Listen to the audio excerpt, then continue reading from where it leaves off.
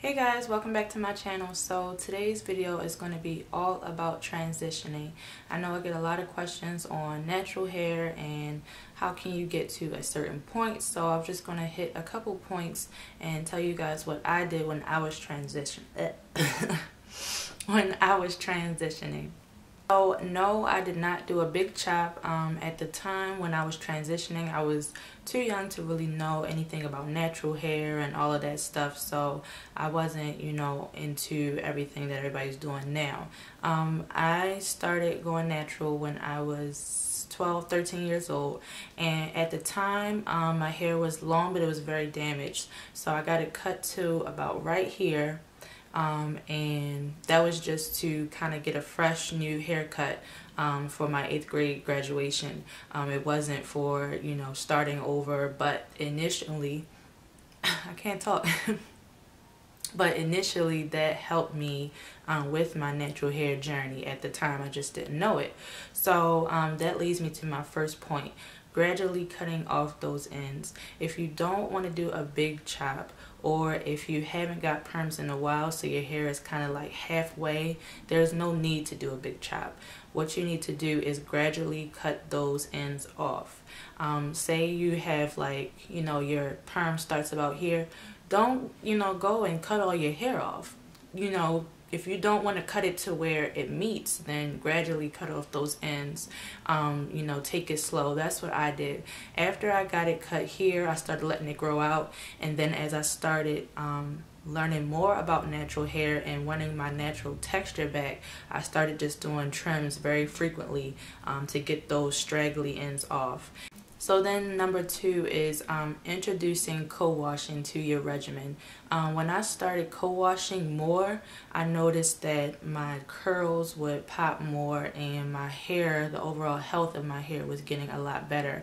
It was getting more moisturized and just a lot softer. Like I said in my last video, I have really frizzy hair, so using that shampoo constantly was really drying my hair out. So I started co-washing more, and that introduced a lot of moisture and what am I trying to say? That introduced moisture into my hair. So initially it helped it with the health of the hair on the outside.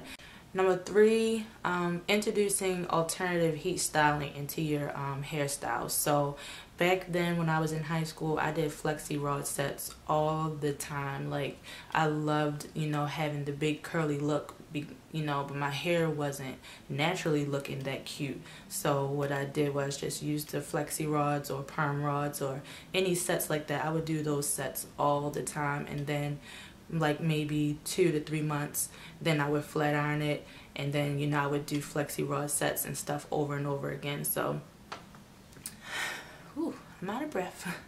That was the first alternative heat styling that I did when I was in high school. Then when I got out of high school and started learning more about natural hair and the natural hair community, that's when I started doing twist outs, braid outs, bantu knots, all of those styles as well. So definitely, if you don't like the way your hair looks when you just wash it, definitely incorporate those styles into your routine, because you can get the look of a natural hairstyle without wearing your natural hair, if that makes any sense. Number 4, it kind of contradicts what I just said, but if you're comfortable with your hair, wear it curly as much as possible. I'm telling you, like when I just did wash and goes frequently, the more you wore your hair curly, the more the curls started forming. Like I don't know what it was. Like once I started kind of getting comfortable, like maybe it was a certain little spots that weren't as curly as others, I wore it curly. I did a wash and go every week, and that constantly putting that conditioner in there, your leave-in conditioners, your deep treatments, and wearing your hair curly, it really made the curls come back to life and remember that the hair is curly, and it got used to it. When you flat iron a lot, that's what it's going to get used to. So when you wear your hair curly often, it's going to get used to being in its curly state, and it's kind of makes the process a little faster. To me, at least, it did. So definitely, if you're kind of on like the almost point, wear your hair curly. Just put some perm rods on the end, or whatever that you need to do to fix those little janky pieces, but definitely wear your hair curly more, and you will start to see your curls come back to life. And my last tip is to start researching products that are good for your hair type and texture. Whether they're natural or not, that's up to you. I'm not gonna, push natural products on you. They are better for your hair, but like I said, if you're still in that transition state, you have to do the trial and error and see what products are good for you. I went through a lot of different products, and now I have to say, like, the products that I'm using, I've been using them for a while and they still work good for my hair. I know people say they switch it up because the hair gets used to certain things, but it's been working for me, so I'm sticking with it. But in the beginning, go ahead and be a product junkie. Try out different products, see what works good for your hair. You might need more moisture, you might need something that's a little lighter in texture, you might need something that's a little creamier. So definitely do your own research and do your own trials and see what works good for your hair, so then that way when you're like completely ready, you already have like your set routine and you're good to go. So that's one of the biggest tips I can give to you as well. I know I said that was my last tip, but the last tip, I'm just gonna throw that in there, is be patient, guys. Transitioning is just what the word is. It's a transition, so it's not gonna happen overnight. Even if you do a big chop, that's not gonna happen overnight. You're gonna just have like itty bitty little curls, you know what I mean? So doing a big chop is not always necessary. In my opinion, you can, stick it out if that's something that you want to do. And like I said, if you're already kind of haven't been getting perms for a while, why cut off the hair that's already grown in natural? Just cut off, those pieces and wear a little short little bob, you know what I'm saying? So yeah, definitely big thumbs up to all the girls that are transitioning right now.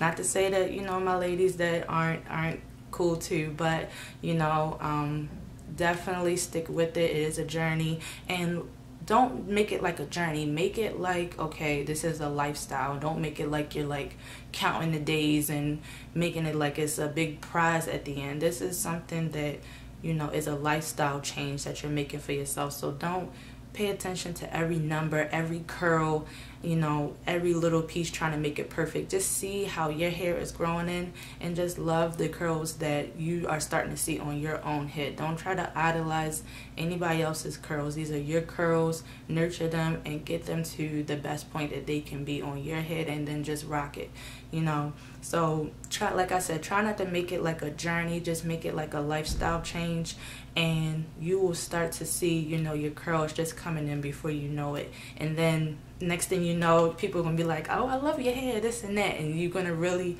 feel the joy from it. So stick in there. If you have any questions, or you want me to go further in depth on anything, or you're just looking for some help, what?